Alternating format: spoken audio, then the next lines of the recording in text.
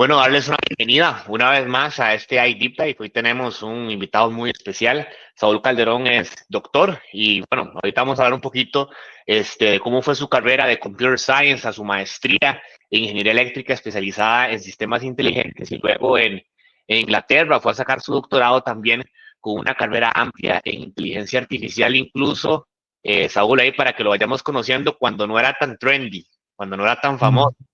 Entonces, creo que esa es como la primera pregunta. ¿Cuándo fue que usted empezó a orientar su carrera a la inteligencia artificial? ¿Desde cuándo? Bueno, muchas gracias, Jürgen, por la invitación en primera instancia. Es un gusto conversar con vos. Tenía tiempo de no verte y no conversar. Y bueno, te felicito por la iniciativa. Yo creo que es muy interesante escuchar a colegas que trabajan en el país y la región. Es una iniciativa muy bonita. Y bueno, pues para contarles un poco a quienes nos escuchan sobre mi carrera. Yo hice el bachillerato en computación en la UCR ya hace más de 15 años. Y, podríamos decir que desde el inicio la computación no me gustó, porque había algo que me parecía un tanto, podríamos decir, limitado. Cuando yo llevaba los cursos de programación y pues se discutía la matemática discreta, el modelado en entidades, etcétera. A mí me parecía muy sencillo, podríamos decir, tal vez no sencillo, un enfoque muy simplista para modelar muchos de esos problemas que son muy complejos. Y bueno, los modelos simples pueden ser muy poderosos, pero muchas veces nos pueden, podríamos decir, abstraer de aspectos que son fundamentales para realmente entender un fenómeno, ¿no?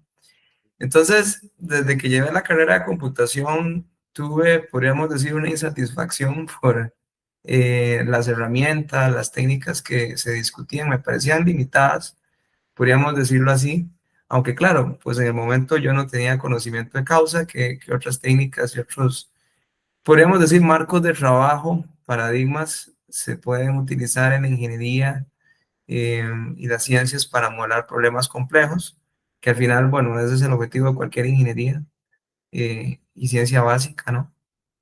Entonces, empecé a estudiar ingeniería eléctrica como alrededor del segundo año de computación. Me gustó mucho todo lo que tiene que ver con el modelado con ecuaciones diferenciales, todo lo que tiene que ver con pues transformadas, etcétera. Me parecían herramientas muy interesantes y muy potentes para resolver problemas que luego me fui dando cuenta que eran efectivos para resolver problemas en otros ámbitos, donde podríamos decir que el paradigma simbólico, así es como algunos autores lo refieren, se quedaba muy corto, ¿no? Por ejemplo, yo les doy muchas veces el ejemplo a los estudiantes de cómo resolvemos el problema de reconocer habla o reconocer rostros usando el paradigma simbólico, ¿no? Con un montón de if y elses, un montón de reglas. Eso es prácticamente imposible, ¿sí? Y ya luego cuando llevé el curso de paradigmas computacionales, recuerdo que lo había llevado con la doctora Yadira Solano, ella nos decía que, bueno, el paradigma simbólico había servido como motor para lo que fue una primer revolución de inteligencia artificial por ahí en los 80 con los sistemas expertos, pero que se quedó muy corto, ¿no?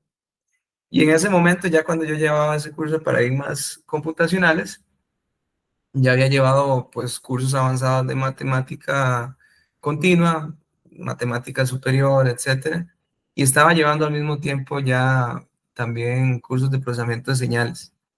Entonces ahí fue donde pues se me, podríamos decir, consolidó el interés por lo que es el procesamiento subsimbólico, análisis de señales, uso de modelos pues matemáticos, ¿sí? Sistemas de ecuaciones diferenciales, etcétera, que fue ya lo que yo decidí profundizar en mi maestría en ingeniería eléctrica. Sí, ahí, bueno, podríamos decir que fue el cruce definitivo. Yo recuerdo compañeros que pues llevaban los cursos de base de datos electivos. Sí, yo me acuerdo que incluso había uno que nos forzaban ya a llevarlo porque había una transición a que el curso de bases de datos 2 no fue selectivo, sino obligatorio. Y yo recuerdo haber hecho una carta de que no quería llevarlo. porque no quería más discutir más sobre y entender más sobre sistemas basados en el paradigma simbólico, ¿no? Entonces me interesó más profundizar en lo que era análisis de señales, análisis de imágenes, análisis de audio.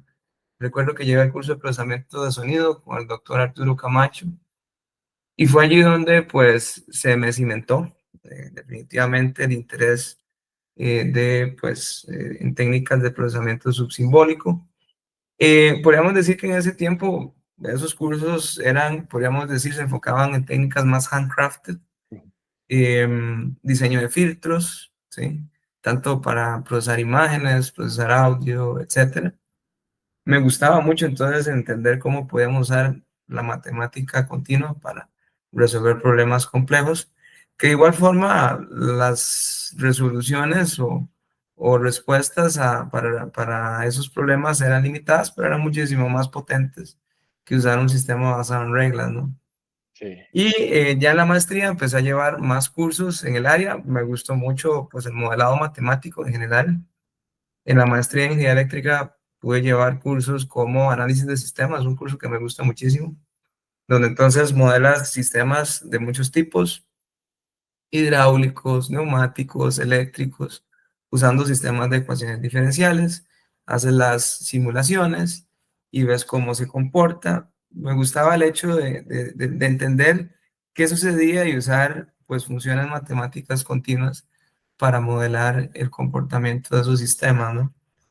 Y ya luego de eso empecé a llevar cursos de Machine Learning justo dentro de la misma maestría. Recuerdo que llevé un curso de aprendizaje automático. Y entonces ahí ya se empezaba a hablar un poquito de esta onda de aprender las funciones a partir de los datos, ¿no? Sí. Entonces, podríamos decir que fue una evolución muy natural, porque al inicio, pues, entendí cómo diseñar, aprendí cómo diseñar estos sistemas de forma más manual. Por ejemplo, en el curso de control automático es un curso que me gustó mucho. Cómo diseñas un controlador, ¿sí? A partir de un modelo basado en sistemas de ecuaciones diferenciales y ya luego un sistema en otro dominio, ¿verdad? El dominio de la frecuencia, con la transformada de Laplace, etcétera. Y ya luego, pues, cómo lo implementas en un controlador, ¿sí? Un controlador analógico o uno digital, ya luego en su caso. Y posteriormente, cómo entonces aprendes esas funciones a partir de los datos, ¿no? Que ya lo que sucede en el Machine Learning. Pues en ese tiempo no era nada popular el Machine Learning. Éramos 3, 4 personas en los cursos, yo recuerdo, en la maestría. Pero ya uno empezaba a visorar ese potencial de ese paradigma y empezaban a surgir frameworks, herramientas, yo me acuerdo Café, eh, etcétera, que son frameworks que te permitían hacer redes neuronales más sencillo. Me acuerdo de hacer redes neuronales en MATLAB. Sí. No, Una cosa de hecho, hay muy... acoto que, bueno, cuando yo estaba en el TEC, de hecho fui de oyente al curso de Deep Learning que da el profesor en la maestría, que ahí me aceptó. Yo era un estudiante de undergrad y yo dije, bueno, puedo ir, y ahí iba los viernes en la noche a escuchar el curso. Y la primer red neuronal ahí se hacía a mano, ¿verdad? Entonces, esta matemática es, yo puedo dar fe de que es una evidencia también en las clases, ¿verdad? De que uno está muy cercano a la interpretabilidad de lo que está haciendo, ¿verdad? Yo siento que cuando nosotros modelamos con sistemas un poquito más determinísticos, que ahora, te lo digo así, cuando uno está haciendo soluciones y la gente ahí que está atravesando, se vuelve demasiado aleatorio, se sale todo como de las manos, ¿verdad? Entonces la interpretabilidad se tira por la borda. Pero siento yo que este viaje entonces, de cuando ya la máquina empezaba a establecer esas ecuaciones, pero usted las conocía, de modelar fenómenos un poquito con más control, fue más natural, fue más fácil empezar a hacer modelos que tenían aplicabilidad. Hay más preguntas también importante. ¿Qué les estudiantes? A mí me pasa y que la gente dice que la matemática no la van a aplicar. Yo nunca hice clic con eso. O sea, yo cuando veo ecuaciones diferenciales, métodos numéricos, cálculo superior, álgebra lineal, bueno, álgebra lineal, este curso es de los mejores cursos que una persona puede tener. ¿Por qué será eso, profesor Saúl, que la gente no le ve la aplicabilidad, pero otra gente sí? Yo creo que en esta área uno todos los días utiliza esos métodos matemáticos, pero otra gente no. ¿Qué se le puede decir como al estudiante? Bueno, yo pienso que eso está muy influido por el tipo de industria que tradicionalmente hemos desarrollado en el país, ¿no? En realidad, la cantidad de investigación y desarrollo que hacemos en el país es muy poca. Si lo comparamos con muchos otros países de la OCDE, por ejemplo, eh, y bueno, Estados Unidos, China, etcétera, ¿no? Es un tema de, pues, cuál es el objetivo de las empresas y qué hacen, ¿no? O sea, la gran mayoría de ingenieros de software, recuerdo en mi tiempo, se dedicaban a hacer páginas web luego de graduarse, ¿no? Que bueno, obviamente no tiene su mérito, etcétera. Claro que sí. Pero digámoslo así, los conocimientos y las habilidades necesarias, pues sí, no estaban, no era necesario entender estos conceptos ni usarlos, incluso, ¿no? Y siempre había una desconexión. Yo recuerdo cuando llevaba la carrera de computación en la UCR, igual había muchos colegas que decían, no, yo lo que necesito es simplemente pasar el curso y no me preocupa realmente entender en qué vamos a usar esto, porque en la industria la gente me dice que esto no se usa. ¿Sí? Y en realidad no es que no se usa, el tema es que la industria que está en Costa Rica, que es más centrada en el desarrollo, no la utiliza. Pero la industria que hace generación de conocimiento, que hace investigación, y bueno, la industria slash la academia, pues sí lo usa y bueno, podríamos decir que tal vez hay distintas escuelas, distintas comunidades. Unos usaban herramientas diferentes, como decías, ¿verdad? Usaban el área lineal, ecuaciones diferenciales de forma diferente, de manera más o menos intensiva, pero donde se genera conocimiento es donde necesitas usar pues las herramientas más sofisticadas, ¿no? Y tal vez nos caímos en la ilusión de que eso no era necesario, ¿sí? Porque ya ahora creo que queda muy claro la potencia y la, podríamos decir, capacidad de estos métodos basados en estos conceptos, ¿no? El hecho de que hoy logremos disponer de un modelo, de un LLM entrenado usando métodos de optimización numérica, ¿no? Para resolver problemas de generar software, generar texto complejo, etcétera. Queda patente de que en realidad esto sí es son herramientas muy potentes y muy útiles, ¿no? El tema es cuál es el alcance y en qué se centra nuestra industria y en qué se centra nuestro país, ¿no? Entonces, podríamos decir que las personas que hacían ese comentario estaban parcialmente en lo cierto, ¿sí? El tema es que en ese momento particular estaban en lo cierto, ¿sí? Y bueno, pues ahora hay, podríamos decir, nuevos perfiles, nuevas oportunidades, donde estos conceptos y este conocimiento es bastante más importante y relevante, ¿no? Bueno, y se deja esa nota y creo que es muy honesta de que sí hubo un momento donde era cierto, pero la gente que empezó porque uno sigue, yo trato de seguir más o menos a los investigadores para aprender, ¿verdad? Y ver por qué es la gente que lleva la punta de lanza en estos temas en el país. Hay gente que son divulgadores, gente que desarrolla, pero el que y está incluso investigando con, por ejemplo, se tiene investigaciones con la Universidad de Montfort, es que se llama, donde se, ¿verdad? También está viendo en el Google Scholar con la gente del TUM en Alemania, o sea, es tratar de rodearse también con la gente que está haciendo el estado del arte, ¿verdad? Ujú, ujú, ujú. Y ahí quería hacerte la pregunta esta. La gente hoy ve mucho que la inteligencia artificial es sinónimo de el procesamiento del lenguaje. Que no, o sea, la gente lo ve porque vio ChatGPT en noviembre de 2022 y la gente empezó a ver eso. Pero si uno se vuelve atrás, por ejemplo, me imagino que también en su carrera, el procesamiento y detección de patrones en las imágenes realmente era lo que llevaba la batuta en el descubrimiento y generación de las arquitecturas. Esto es así, como yo lo estoy viendo, de que siempre han sido las imágenes que el NLP apareció en un momento, traslapó con el Deep Learning para generar los LLMs, pero que hoy todavía las imágenes sigue siendo como el fenómeno para captar señales que hace que la industria vaya adelante. Sí, bueno, como dices, tal vez el ejemplo más evidente para las personas son los LLMs, porque es pues el lenguaje natural es nuestra constante en cualquier disciplina, ¿no? Ajá. Las imágenes tal vez son un poco más particulares a ámbitos específicos. Y pues bueno, alguien que tal vez pues trabaje, no sé, en análisis de imágenes médicas, radiólogos, etcétera, habrán estado más al tanto antes del 2022, como dices, de las capacidades de estos modelos, ¿no? En realidad la inteligencia artificial pues es un área muy amplia, existen muchos paradigmas, ¿no? El hecho de que el paradigma simbólico tenga sus limitaciones no quiere decir que sea un paradigma que no sea útil. Los sistemas expertos, los sistemas basados en reglas son bastante potentes podríamos decir, casos específicos, en escenarios bastante controlados, etcétera, ¿no? Todo lo que tiene que ver con sistemas de planificación, pueden usar pues también el paradigma simbólico o el subsimbólico ahora con los modelos de deep learning por refuerzo, etcétera, ¿no? Entonces hay distintas áreas donde pues la inteligencia artificial eh, ha tomado fuerza.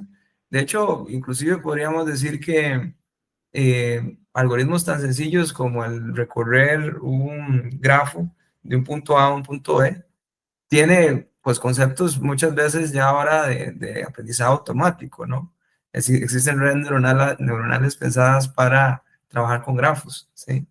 El hecho de que hoy podamos usar Waze y que nos dé una ruta óptima tomando en cuenta el tráfico, etcétera, pues podríamos considerarlo como una aplicación de la inteligencia artificial. Y así podríamos hablar de distintas áreas, pero no es, podríamos decir, extraño. Yo pienso que en otras áreas sucede así. Una tecnología irrumpe una área de aplicación específica y la gente pues, logra tener un contacto más claro, más concreto, y ya luego pues empiezan a entenderlo y por lo menos a pues captar y distinguir dónde se está usando esa tecnología, pero es, podríamos decir, una tecnología transversal que incluso cambia el cómo hacemos las cosas, ¿no? Cómo incluso hacemos ciencia, etcétera. Es una discusión abierta muy interesante. Ahora dentro del tech, bueno, donde yo más trabajo es en el tech. También trabajo un poco en la industria como consultor y ahorita soy Research Advisor en una empresa, una startup en Cornell Tech en Estados Unidos. Se llama Erie Science y es específicamente en IA para problemas de medicina. Em, entonces, básicamente, podríamos pensar que en estos momentos existen, pues, un, un boom de la inteligencia artificial en distintas aplicaciones. Un momento.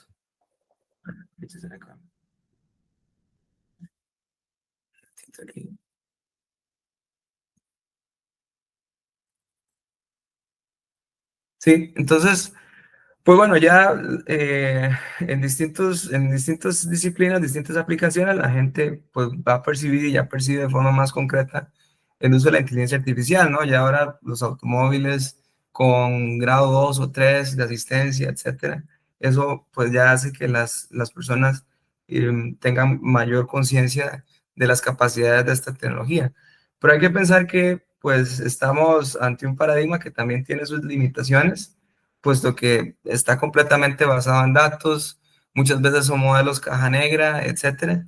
Y más o menos por ahí es a donde estoy trabajando en estos momentos, sobre todo en lo que se refiere a la inteligencia artificial segura, donde pues podríamos decir usamos con conciencia, conocimiento de causa, cómo podemos resolver problemas usando este paradigma basado en datos y numérico de la inteligencia artificial y cómo lo hacemos de forma segura y responsable. Y que ese es uno de los retos mayores. Nosotros, bueno, al menos yo he visto muchas implementaciones de ese, bueno, algunas consultorías, por ejemplo, sí, McKinsey, esto es una sorpresa, que el 80% de las implementaciones de inteligencia artificial basadas en LLMs, porque como el profesor dice, la inteligencia artificial es muy amplia, fallan, ¿verdad? Porque ahora el poder hacer no es el saber hacer, ¿verdad? El poder hacer ahora es muy sencillo a través de muchas herramientas generar un modelo, pero el saber hacer es lo que permite que la solución sí perdure. Entonces está muy interesante esa parte y cuáles serían unos consejos importantes en esa parte. Yo lo que entiendo es que en algún momento me parece como Demis Hassabis, que premio Nobel, ¿verdad? Que él decía que lo que a él le gusta es entender el problema de la naturaleza y modelarlo, que es su pasión. Yo Ujú. capté un poquito de traslape, obviamente, ¿verdad? De qué era eso, era cómo entender un fenómeno en la naturaleza y utilizar la matemática para representarlo. ¿Qué ha sido un componente de éxito en las implementaciones de inteligencia artificial que usted ha visto? O sea, ¿qué miembros, qué gente, qué pasos han seguido para que uno diga, es real? No fue que pararon un muñeco, una mampara, sino qué componentes han hecho que la inteligencia artificial sí se aplique, por ejemplo, médica o en la industria que usted quiera mencionar. Bueno, en primera instancia, la noción de cuáles son las limitaciones de esta tecnología y al menos la noción de cuáles son los principios, ¿no? Porque pensando un poquito en lo que discutíamos al inicio, la inteligencia artificial en este momento simplemente son funciones matemáticas que se aprenden a partir de conjuntos de datos, ¿no? Y entonces, bueno, veamos allí que la palabra conjunto de datos toma una relevancia muy importante. Podríamos decir que los datos se transforman en ciudadanos de primera categoría. En la informática tradicional los datos son simplemente transaccionales, ¿no? Los guardamos, hacemos consultas sobre ellos, pero más de eso no nos preocupan. Ahora los datos tienen una relevancia muy importante porque podríamos decir que, entre comillas, los datos van a definir las reglas que vamos a utilizar, ¿no? Anteriormente las reglas el programador las implementaba manualmente, los ifs y elses, ¿no? Ahora, cuando construimos un modelo de inteligencia artificial, un modelo de aprendizaje profundo, un modelo, un clasificador lineal, etcétera, eso lo hacemos basado completamente en los datos. Entonces, si los datos son erróneos, hay ruido, están mal muestreados, hay sesgo, no se hizo una estratificación adecuada, etcétera, las reglas que vamos a aprender van a ser incorrectas, ¿no? Entonces, esa noción guía un poquito lo que es la definición de las prioridades en los proyectos de inteligencia artificial en una organización. ¿Cuál es la primera prioridad entonces, de acuerdo a estas nociones y principios básicos? Los datos. Necesitamos construir conjuntos de datos relevantes. La organización necesita hacer la inversión para construir estos conjuntos de datos. Yo he hecho consultorías en distintos ámbitos, pero el ámbito en el que más he trabajado en los últimos años es, además del médico, que el médico, el tema es que podríamos decir que todavía es algo así como un área disruptiva donde ha sido difícil tradicionalmente desarrollar este tipo de tecnologías por el tema de acceso a los datos, ¿no? Ujú. Y la falta de cultura organizacional para digitalizar muchos de los datos que se generan, ¿no? Pero, por ejemplo, en ámbitos de mercadotecnia o de, por ejemplo, operación de call centers, campañas, etcétera, que es donde también he trabajado un poco, allí hay muchísima más cultura de digitalización, se digitalizan más datos, ¿no? Por ejemplo, las llamadas, etcétera.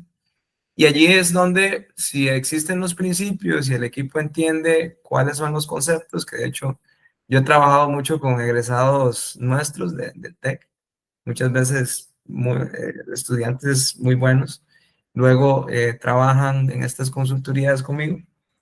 Y como ya conocemos los principios, entendemos que lo primero es construir un conjunto de datos representativo.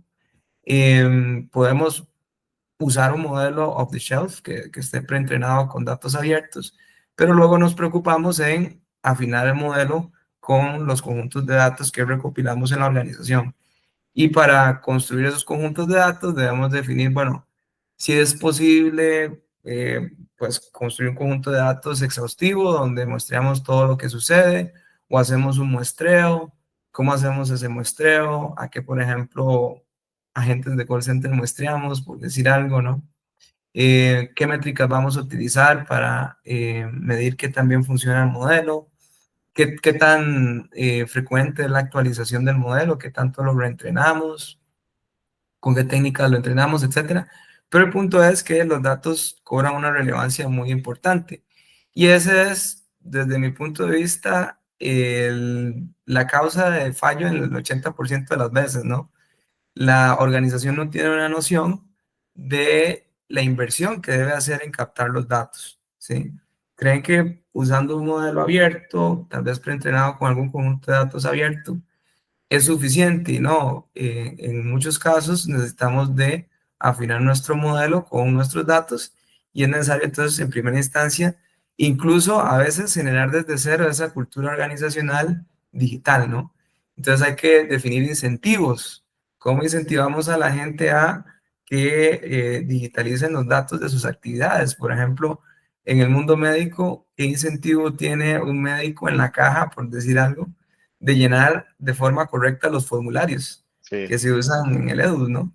Entonces, todas estas son discusiones que son más organizacionales, que alguien muy fiebre técnico creerá que no es relevante, que lo importante es el modelo, pero en realidad esto es lo que el 80-90% de las veces garantiza el éxito de un proyecto, de un modelo, de un sistema basado en inteligencia artificial, donde también hay que tener en cuenta cuál es el valor que agrega el modelo, ¿no? ¿Qué valor agrega en el contexto organizacional? No es que simplemente vamos a implementar una tecnología por implementarla, porque ahí cuando entonces ya la organización debe dimensionar cuál es el costo de muestrear esos datos, de recopilar esos datos y mantenerlos vigentes, ¿no? Que sean relevantes, etcétera. Entonces allí caemos en cuenta, bueno, necesitamos hacer una inversión considerable y entonces es necesario realmente pensar cuál es el valor que agrega a ese sistema basado en deep learning, etcétera, ¿no? sí. Y bueno, ahí queda la nota. Yo creo que yo al menos sentí, y también para, para escuchar su opinión, que cuando vino este boom de la inteligencia artificial, este nuevo boom, que no es nuevo, igual cuando uno está en clases, uno, es un término bastante antiguo. Yo a veces le digo a la gente, ¿desde cuándo se tiene Siri en el celular? Ah, eso es, o los sistemas que eso está ahí, fue que hubo un boom por alguna u otra razón y ha sido positivo en alguna medida, pero yo sentí que la gente empezó a dejar, y tal vez yo lo voy a llamar así, como las prácticas de que practicábamos los científicos de datos normales, que involucraban el diseñar el muestreo, diseñar, hacer el feature engineering, cuáles características iban a ser parte del proceso, eso todo al inicio, y luego el control y monitoreo. Llega el modelo, se tunea, se ajusta, pero ahora la gente como que se le está olvidando eso. Yo creo que a los que están en el principio en la ciencia de datos, pero hay gente que está llegando a la inteligencia artificial y que algo funcione a nivel de ingeniería de software no significa que funcione a nivel de modelo. Hay que controlarlo, monitorearlo, porque el modelo se puede desviar. Entonces, esa parte de los datos es medular.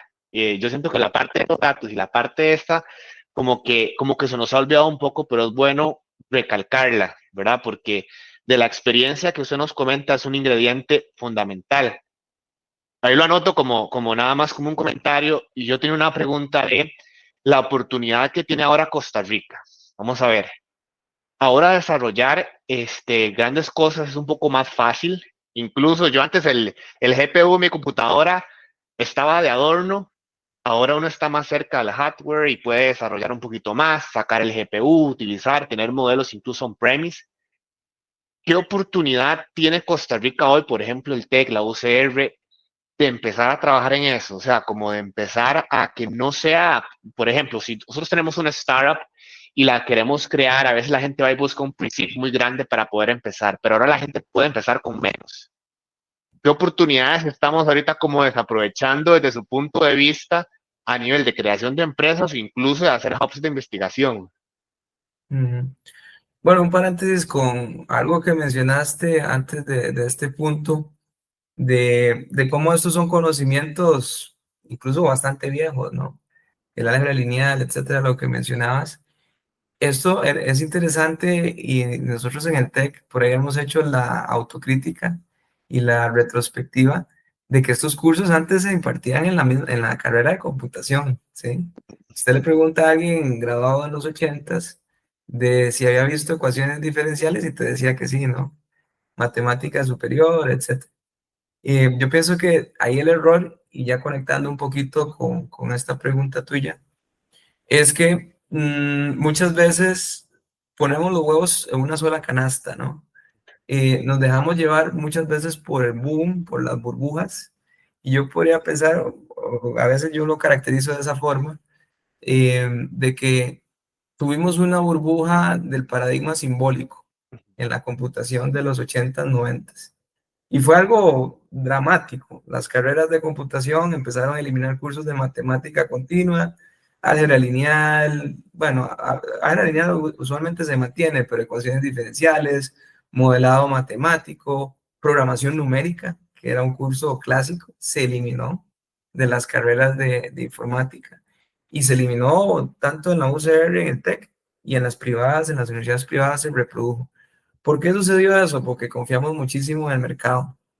Yo pienso que el mercado es una variable, un indicador que debemos tomar en cuenta en la toma de decisión, pero no debe ser podríamos decir, el driver único de la toma de decisiones, ¿no? Debemos tener una perspectiva más de mediano y largo plazo, porque el mercado es algo muy local, ¿no? O sea, podríamos decir, algo que sucede en este momento. En este momento todo el mundo habla de LLMs, y Nvidia está muy apresurado construyendo GPUs y viendo a quién se los vende, a OpenAI, y OpenAI le vuelve a pasar el dinero a Nvidia, etcétera.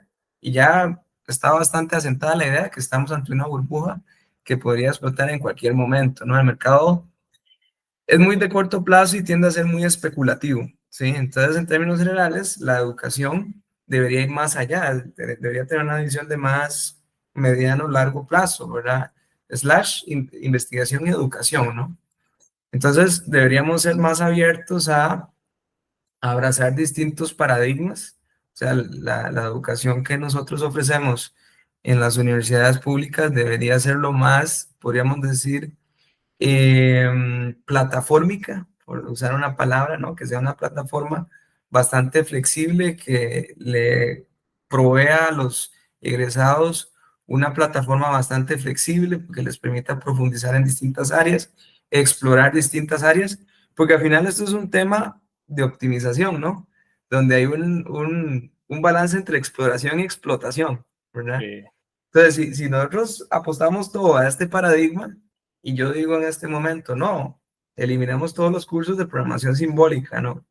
Todo el mundo debe estudiar únicamente Deep Learning. Pues bueno, puede ser que en algún momento la burbuja explote, los LLMs dejen de entregar buenos resultados y se agote el paradigma y surja uno nuevo completamente, ¿no? Alternativo, ¿sí? Sí. Pero bueno, si quieres, ahí veo que quieres intervenir y ya Sí, continuamos con la idea de Costa Rica, ¿verdad?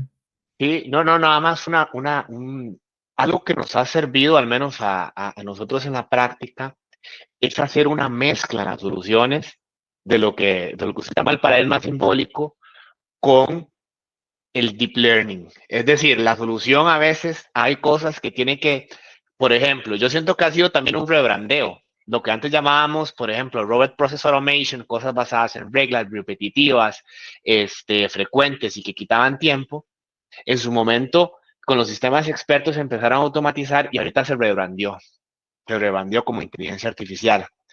Con los LLMs, nada más para dejar eso por ahí, lo que nos ha servido a veces, yo creo, hay soluciones que son la combinación de las dos, ¿verdad? Entonces creo que por ahí lo notabas, que hay problemas muy sencillos que van a requerir esto y que si agotamos todo con el paradigma de los LLMs y cerrar los ojos a qué se va a hacer el futuro, puede que topemos con paredes, ya. Y yo lo creo, cuando uno está haciendo, por ejemplo, soluciones con LLMs y empieza a trabajar con la memoria y empieza a ver cómo se le olvidan las cosas. Por ejemplo, una rápida. Yo a veces le pongo una base de datos convencional para que se recuerde las cosas, pero así, convencional.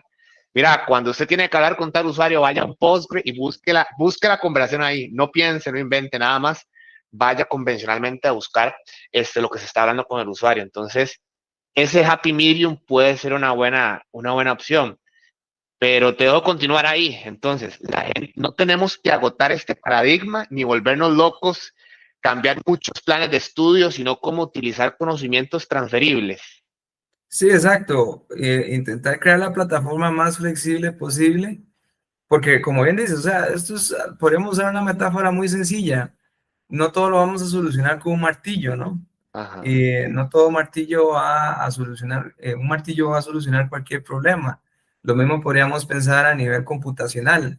Hay distintos paradigmas computacionales que nos permiten modelar de mejor forma, de forma más satisfactoria un problema con respecto a otro, ¿sí? De hecho, hace poco nos pasó un proyecto muy similar a lo que mencionabas, donde queríamos usar LLMs para explorar y minar una base de datos de transcripciones muy grande.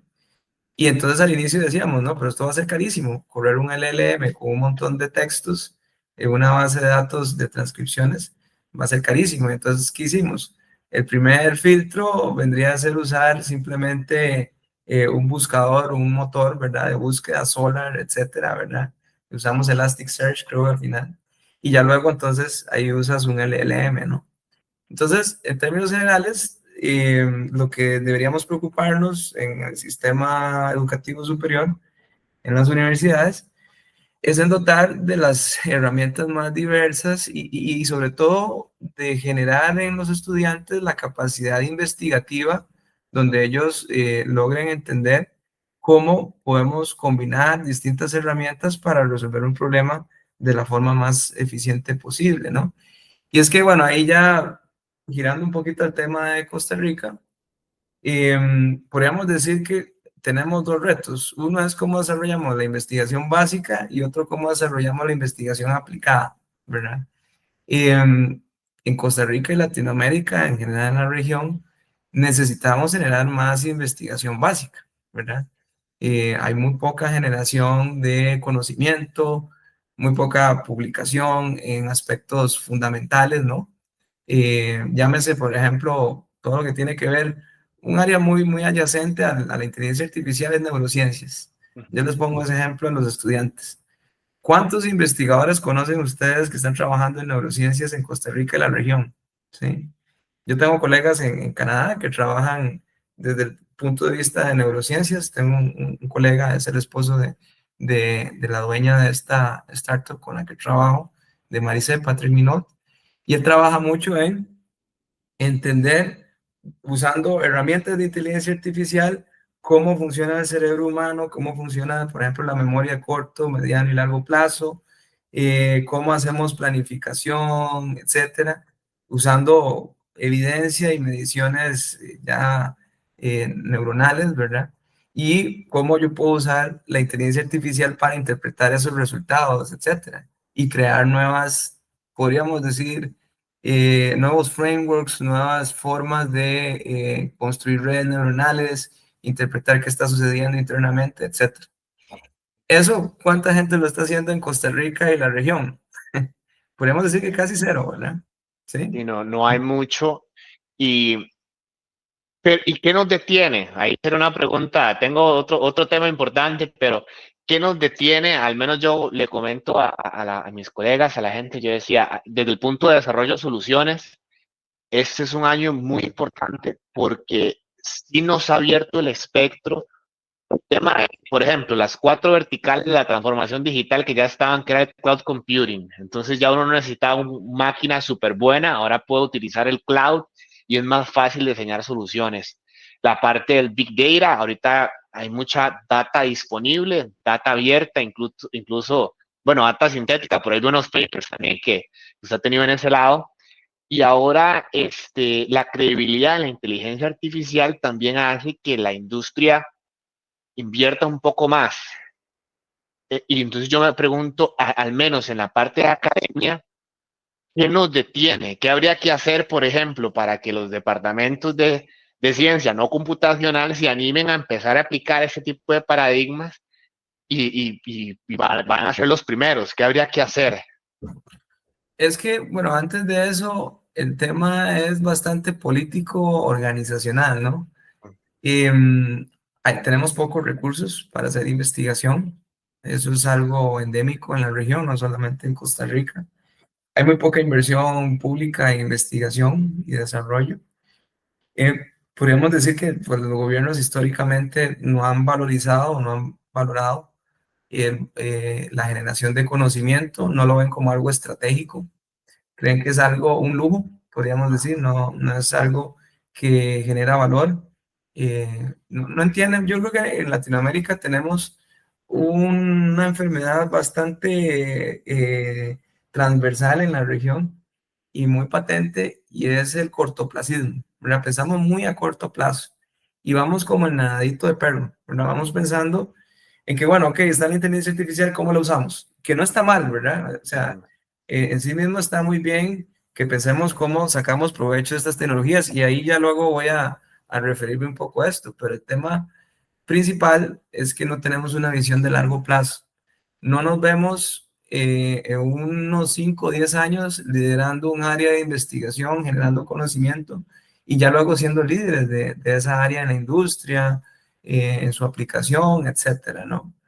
Hay muchos casos interesantes. Yo creo que el más reciente es el de China, donde ellos básicamente distinguieron la necesidad de, primero, desarrollar las tecnologías para resolver problemas en un área específica, ser buenos, entre comillas, aplicando una tecnología existente.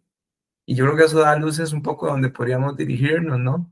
¿Qué estímulos podríamos generar? Porque al final es muy parecido al problema que enfrentamos cuando trabajamos los científicos de datos en una organización y no hay datos, ¿verdad? Muchas veces es un tema organizacional, no hay estímulos ni contraestímulos, ¿sí? O sea, ¿qué estímulo tiene, por ejemplo, en este momento las personas jóvenes que se vienen graduando de nuestras universidades de hacer investigación? Pregúnteles qué estímulo tienen, qué te van a decir. No hay plazas para hacer investigación, no hay centros de investigación, hay muy pocos espacios, no hay una suficiente inversión, los salarios en las universidades están congelados, no hay estímulo para hacer eso. Y entonces voy a buscar qué hago en la industria, que no está mal, ¿verdad?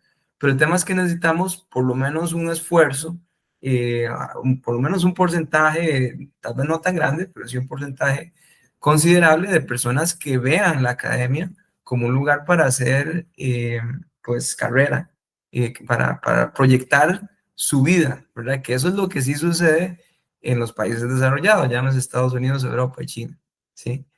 Entonces, ¿cómo podríamos estimular y conectar? Bueno, estimular ese desarrollo científico, académico, esa investigación un poquito más básica, y cómo lo conectamos a la aplicada. Yo pienso que la investigación aplicada es la que podría generar ese estímulo y esa evidencia de que tenemos que hacer luego investigación básica, ¿verdad? Y eso es lo que están haciendo los chinos. Los chinos a mí me interesa mucho, y yo usualmente leo qué van haciendo ellos políticamente. Hace poco ellos presentaron un plan quinquenal, donde ellos ya lo que básicamente dicen es que logramos generar una masa crítica de ingenieros bastante grande, ¿sí? Ingenieros e ingenieras en distintas áreas, y ahora necesitamos dar el paso a generar conocimiento, y Okay. necesitamos formar doctores, doctores, doctoras, etc. Y bueno, hace poco, de hecho ayer, recibí a un colega griego que trabaja en Holanda, y me decía que él tiene en este momento 15 estudiantes chinos haciendo un doctorado, todos cubiertos por el gobierno chino, ¿verdad? Entonces ya, entonces ahí dice, yo recuerdo cuando yo estuve en Inglaterra, eran unos cuantos chinos, igual cubiertos por el gobierno chino, pero no eran tantos. Y ya ahora, pues es una cuestión ya más prioritaria para este nuevo plan quinquenal. Entonces, en términos generales, lo que necesitamos es una estrategia, una visión estratégica de cómo estimular esa investigación aplicada, que bueno, podría ser en primera instancia para alguien que esté interesado en hacer un startup, es el financiamiento, ¿sí? El financiamiento que sea, por ejemplo, nuestros egresados, no sé, tenemos, por decir algo, 20 egresados de maestría, de la maestría de nosotros de ciencia de la computación. Tenemos 5 egresados de doctorado. ¿Qué posibilidades tienen ellos reales de generar un emprendimiento? ¿Sí? ¿Qué oportunidades hay? Son muy bajas, porque bueno, en primera instancia, la banca te da, digámoslo así, te pone requisitos como si fueras a comprar un carro, ¿verdad? No entienden lo que es el riesgo de hacer desarrollos pues en tecnología, ¿no? Y luego no existe la visión de hacer inversión pública en investigación aplicada. Y eso, curiosamente, yo creo que también le pasa a los europeos. Los europeos son muy buenos en financiar investigación básica, relativamente. Por ejemplo, veamos el CERN. Yo tengo algunos proyectos con el CERN, y ellos pues hacen funding sostenido, por lo menos comprometido, de lo que es la investigación básica. Pero la investigación aplicada, el hacer funding público, hacer calls de bolsas, de fondos para startups en distintas áreas es bastante limitado. Si lo comparamos con Estados Unidos, Estados Unidos es muy bueno, bueno, tradicionalmente, con Donald Trump es muy diferente la historia, ¿verdad? Pero Estados Unidos ha sido muy efectivo en fondear investigación básica y también aplicada de parte del Estado, porque históricamente el Estado es el que genera esa plataforma que posibilita a la gente arriesgarse, que los estimula, porque finalmente necesitamos estímulo, ¿no? Pues vos vas a Estados Unidos y ves las distintas experiencias de distintos emprendedores y vas a ver que la mayoría de veces han logrado funds, han logrado grants de instituciones estatales primero. Y eso les permite generar el modelo de negocio, probar la tecnología, etcétera. Y ya luego llegan las empresas privadas y los inversionistas privados que ya ven que hay un retorno a la inversión, que observan que se puede invertir allí pues obtener retorno y que es algo que es sostenible, ¿no? Entonces, esa visión en Latinoamérica no la tenemos del todo. Tenemos todavía creo que una visión muy romantizada de cómo sucede la innovación. Pensamos que es que nuestros chicos tienen que ir a un garaje e internarse y que se les ocurra una idea súper revolucionaria y que ellos van a ser capaces de convencer a todos los inversionistas, a los bancos, etcétera, de que inviertan en su producto o en su solución. Y eso no sucede así, eso es resultado de una política pública, de una política de Estado. Yo creo que lamentablemente también es que en Latinoamérica estamos muy divididos, podríamos decir, muy atomizados, porque esto para un país como Costa Rica o nuestros países pequeños en Latinoamérica es muy difícil de lograr. Yo lo he conversado con algunos colegas, de hecho hace poco andaba en la Conferencia Latinoamericana de Informática en Chile y conversaba con ellos y por ahí di con dos y hubo una presentación muy interesante del doctor Claudio Gutiérrez que justo conversaba, abordaba estos tópicos, ¿verdad?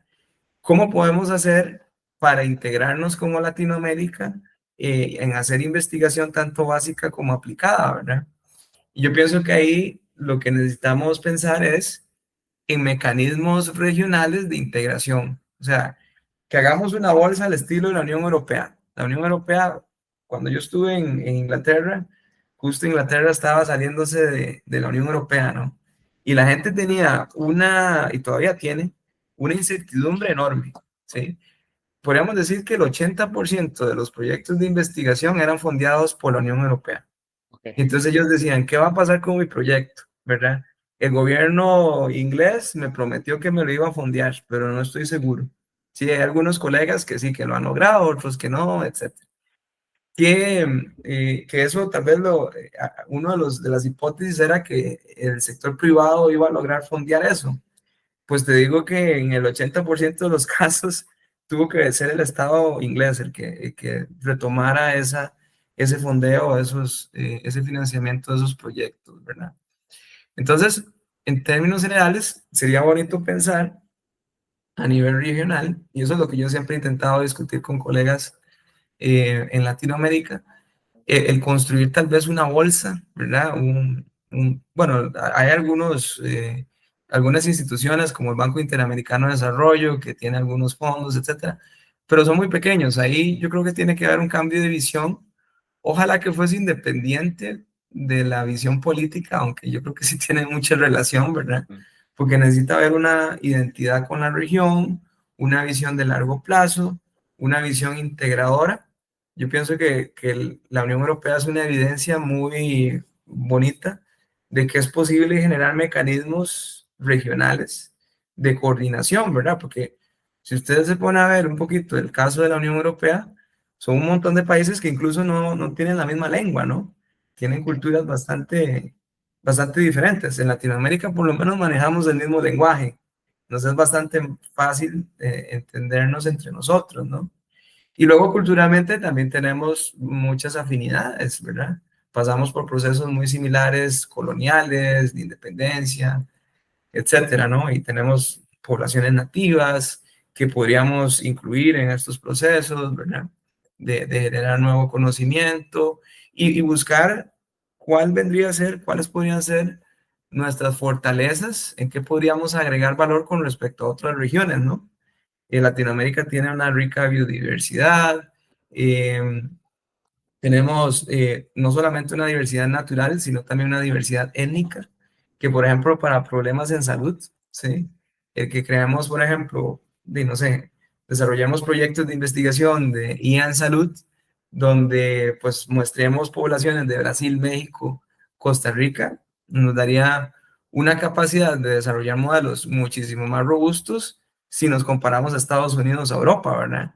Que tienen poblaciones caucásicas. Entonces, vea que, o sea, es una cuestión de pues, emanciparnos mentalmente en cuanto a la posibilidad y a la oportunidad que tenemos de desarrollar nuestras propias tecnologías, ¿verdad? Sí, Y necesitamos construir los mecanismos aprendiendo de cómo lo han hecho históricamente otras regiones, ¿no? Estados Unidos, la Unión Europea, y ahora el caso más patente es China. O sea, China lo está haciendo de una forma admirable. Vea, por ejemplo, el tema de los carros eléctricos, ¿no? Ellos, yo no sé si conoces el origen de estas, bueno, por ejemplo, BYD, ¿verdad? Con sus hitos en baterías eléctricas. Ellos compraron esa tecnología a Estados Unidos inicialmente, ajá, ¿sí? A una universidad, no recuerdo, creo que era una universidad, creo de Connecticut, no recuerdo cuál, una universidad pequeña. Le compraron la patente y ellos básicamente distinguieron, bueno, esta tecnología de litio, fósforo, la otra, no recuerdo, es bastante prometedora. Invirtamos allí, sigamos desarrollando, hagamos investigación y ya ahora incluso, pues bueno, ellos están siendo, son líderes en investigación en baterías, en otras tecnologías que vienen, como el estado sólido, ¿no? Entonces, pues deberíamos aprender de eso para que como región logremos generar esa capacidad de desarrollo y de investigación, porque va a ser necesario, ¿no? Más en la era de la inteligencia artificial, donde ya ahora pues muchas tareas se automatizan y la generación de conocimiento cobra más relevancia, ¿verdad? sí. Yo estoy, vamos a ver, uno que nosotros hace, al menos yo tomé hace un tiempo ya de solo dedicarme a esto, solo esto hago, 100%. Y uno está cerca de la tecnología y tiene ciertas intuiciones. Hay días que uno empieza a desarrollar y uno dice, esto lo puede hacer todo. Otros días uno se levanta y uno dice, esto no lo puede hacer todo, ¿verdad? Hay altos y bajos. Pero sin duda alguna, yo veo con mucha certeza de que a veces la economía está poniendo en pausa la automatización de algunas tareas porque el golpe sería podría ser catastrófico. Digamos, al menos yo lo veo así, de que pueden haber áreas donde si ya se empieza a automatizar todo demasiado rápido, puede haber una desestabilización porque la gente no está de ese lado de la generación de conocimiento, ¿verdad? Eh, pero eso es solo una visión digamos, y creo que eso es un llamado para la gente que nos está escuchando de ver a dónde estaría Costa Rica en un escenario donde la automatización empieza a cobrar mucho más poder en lo que nosotros hacemos, en el gran poder de la manufactura. Por ejemplo, yo vivo aquí cerca del Coyol y hay muchas tareas ahí que tratan de manufacturar un producto bajo los lineamientos de grandes empresas, pero las áreas de Research and Development no son las más grandes, o incluso algunas se las están llevando lastimosamente y no están quedando acá. Entonces, a mí se me viene con eso que usted me dice como el término de Blue Ocean. Podemos generar un nuevo escenario económico en Costa Rica donde esto también nos dé plata y nos dé movilidad social a un montón de gente. Eh, para ir cerrando, porque ya nos pasa el tiempo volando, yo quería saber dos cosas. Una es cómo está utilizando Saúl la inteligencia artificial para desarrollar, para escribir. ¿Cómo, cómo se ve, digamos, de lo que usted nos pueda compartir? Porque a veces uno tiene sesiones en la computadora, empieza a programar o a escribir algo. ¿cómo utiliza Saúl la inteligencia artificial para que el conocimiento no se le escape de las manos? Bueno, pues uso varios modelos, usualmente uso Gemini 3, lo he visto muy efectivo para generar código. En términos generales, pues lo importante es definir lo más concreto y específico posible el prompt, lo que yo deseo. Es muy efectivo para desarrollar código, para, bueno, lo que hacemos, lo que hago un poco en consultoría, hacer prototipos rápidos, es muy útil. Y también ya luego para los proyectos de investigación, ni qué decir, ¿no? Incluso a veces lo he usado para esbozar ideas, pues ideas tal vez un poco, no tal vez extrañas, pero sí diferentes a lo que usualmente se estila en un ámbito específico, ¿no? Y me gusta entender qué es lo que hace la inteligencia artificial, qué es lo que genera y observar en qué se queda corto, porque eso te da una idea también de cuál es el gap, de qué se ha hecho anteriormente, porque al final podríamos decir que un LLM lo que hace es regurgitar lo que ha hecho todos los desarrolladores detrás del código que se usó para entrenarlo, ¿no? Entonces eso me ha gustado mucho para entender un poquito dónde podría haber un gap, porque por ejemplo a veces me ha pasado a veces en los cursos que yo imparto en la maestría, a mí me gusta asignarles de ejercicios a los estudiantes que implementen alguna técnica de algún artículo y que hagan la validación ellos, ¿no? Lo corran. Y es interesante ver cuándo la inteligencia artificial, los LLM, logran hacerlo bien y cuándo no. Y muchas veces en muchos artículos que no son muy conocidos, pues te genera cosas que no tienen sentido. Y de hecho, me ha pasado en los últimos proyectos que ya entiendo, ya veo o logro prever cuál va a ser el error de los estudiantes, porque la inteligencia artificial es la que la genera esos errores, ¿no? Y el que no logren captarlo quiere decir que no entendieron el concepto, ¿sí? Entonces, bueno, así es como lo uso continuamente, también para lo que es la enseñanza es muy útil. Hace poco, hace una semana, terminamos un curso de inteligencia artificial para salud que impartí específicamente para colegas de la caja y allí participaron informáticos, estadísticos y también médicos, ¿sí? Entonces allí, pues fue una bonita oportunidad para enseñarles a usar desde el inicio cuando empezamos a programar estos LLMs, ¿no? Ajá. Entonces, pues discuto los conceptos básicos de programación, programación numérica, machine learning, y luego les enseño a cómo usar la herramienta, ¿no? Entonces, evidentemente, los informáticos lo saben usar un poco más rápido, pero también los médicos ya entienden, o pues empiezan a entender cuál es la relación entre los conceptos y el código que se genera, ¿no?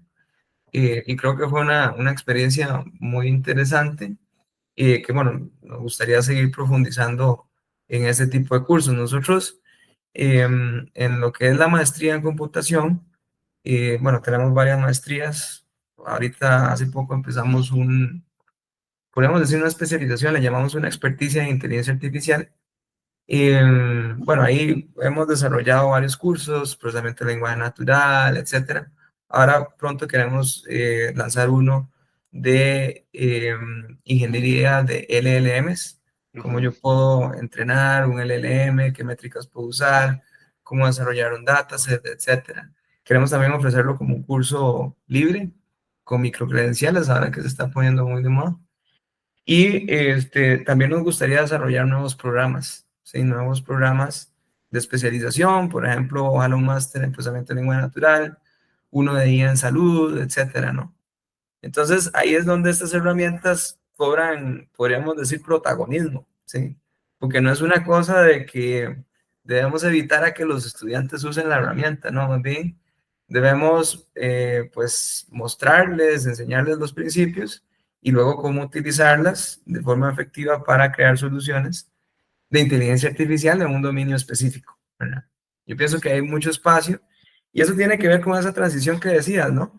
De qué tareas hacían los expertos en un dominio específico antes de la disrupción de estos modelos, de los LLMs y en general del Deep Learning. Podríamos decir de forma más precisa el Deep Learning, ¿verdad? Más que inteligencia artificial. y cómo entonces podemos usar estas herramientas, estas capacidades para solucionar problemas que anteriormente eran muy difíciles de resolver, ¿no? Entonces, Sí, todo eso, pues yo pienso que es una oportunidad que tenemos como país. También por ahí hemos discutido la posibilidad de hacer un programa de inteligencia artificial para agricultura, para empezar a hacer esa reconversión, ese reskilling de los profesionales en distintos ámbitos y ya empezar a, pues, posicionarnos un poquito más en la investigación orientada a la aplicación, ¿no? Y ojalá ya luego jalar a la investigación básica, que siempre va a ser necesaria, ¿no? sí.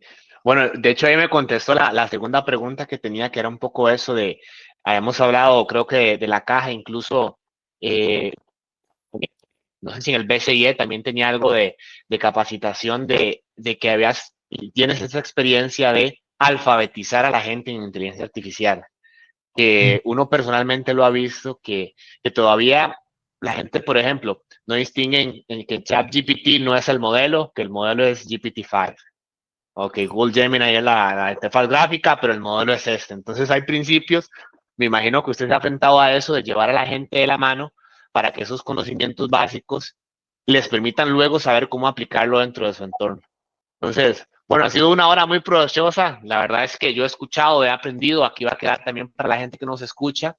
Y tal vez, bueno, en un minuto, 2 minutos, Saúl, algún mensaje importante para los estudiantes, la gente que está en las universidades, que tal vez está un poquito asustada y que piensa que la AI le va a quitar el trabajo.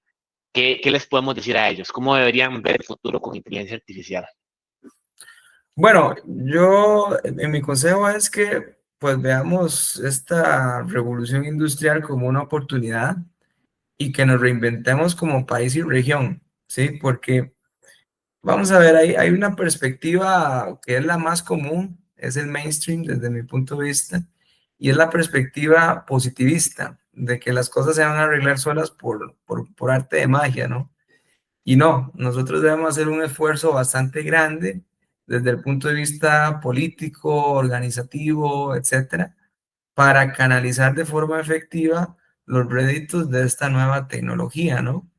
Y entonces, pues bueno, debemos preocuparnos en cómo nuestras instituciones, nuestras organizaciones se reinventan, cambian sus objetivos, cómo cambiamos la arquitectura, digámoslo así, institucional a nivel país. Porque bueno, de hecho hace poco Daron Acemoglu ganó el Premio Nobel de Economía, creo que fue el año pasado, y él básicamente lo que propuso, y uno de sus méritos para el Premio Nobel, es el analizar y pensar de forma proactiva cómo las instituciones definen los estímulos y los contraestímulos para que esas instituciones sean inclusivas y no extractivas, ¿no? Él usa estos dos conceptos, institución inclusiva y extractiva. Una institución extractiva es una institución que simplemente explota un recurso hasta agotarlo sin tener en mente una visión sostenible, ¿sí? Y muchas veces podríamos pensar que en Costa Rica tenemos muchas instituciones extractivistas, ¿no? Y podríamos verlo desde el punto de vista del sector privado y público. O sea, en el sector privado, cuando una empresa quiere venir aquí y no pagar impuestos y lavarse las manos e irse, podríamos decir que es una institución extractivista, ¿no? Porque está bien, deja empleos, pero en términos generales, en el net, podríamos decir que no nos deja, digámoslo así, una, un modelo sostenible de desarrollo, ¿sí?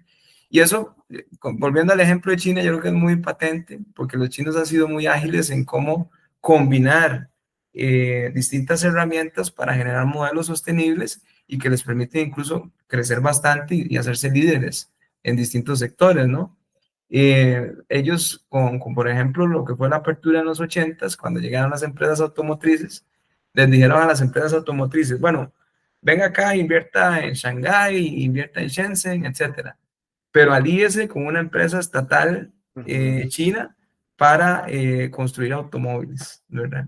Entonces esas empresas estatales chinas empezaron a aprender cómo esas empresas hacían las cosas, ¿no? Hubo transferencia de capital intelectual. Entonces ellos crearon una institución más inclusiva, podríamos decir, más sostenible. Entonces, en Costa Rica debemos pensar cómo construimos, cómo desarrollamos esas instituciones inclusivas de forma que aprovechemos las oportunidades. No se trata de cerrarnos a la inversión, etcétera, sino de cómo lo integramos en una visión estratégica país para que generemos un país, un modelo país que sea sostenible y que genere riquezas para el conjunto de la sociedad, ¿no? Súper. Bueno, nos llevamos esa nota. Hay mucho valor ahí. No quisiera agregar más para que el comentario quede así tal cual y que la gente tome esa perspectiva de que yo lo que me llevo es que podemos hacer más, pero hay que prepararse para que ese blue ocean de oportunidades se dé. Y hay muy buenos ejemplos ahí que el profesor mencionó, para que la gente los pueda investigar lo que están haciendo la gente con la cual tenemos relaciones diplomáticas buenas. El profesor mencionó Estados Unidos, mencionó China, que puede ser que Costa Rica, además de aprovechar esa buena disposición diplomática para otras cosas, pues una debería ser el copiar o imitar o adaptar sistemas correctos para la investigación aplicada y también de conocimientos básicos. Yo eso me lo llevo por ahí. O sea, que esas relaciones diplomáticas no solo sean para la exportación e importación de mercancías, sino que el conocimiento se dé. Que sí hay casos, ¿verdad? Pero que ojalá que sea la mayoría. Entonces quedamos por acá. Muchísimas gracias por escuchar. En algún momento podemos volver a conversar con Saúl, que es un tema que maneja y dejamos muchas cosas por fuera. Gracias.